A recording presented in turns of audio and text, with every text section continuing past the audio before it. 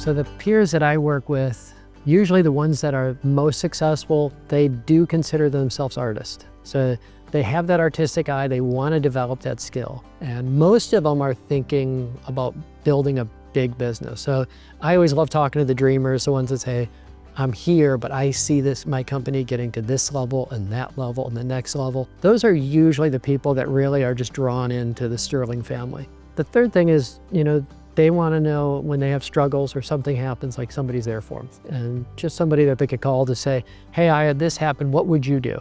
And we have a team, like I try and help out wherever I can. Even my my design team, a number of them are willing to lend a hand, and they get on the phone and FaceTime. So that's usually the feedback that we're getting is we do feel like a family. Those people that kind of come into our inner circle and work with us, and they come on our trips or come on our educational training programs, they're really that person that's looking to elevate their business and their skill set.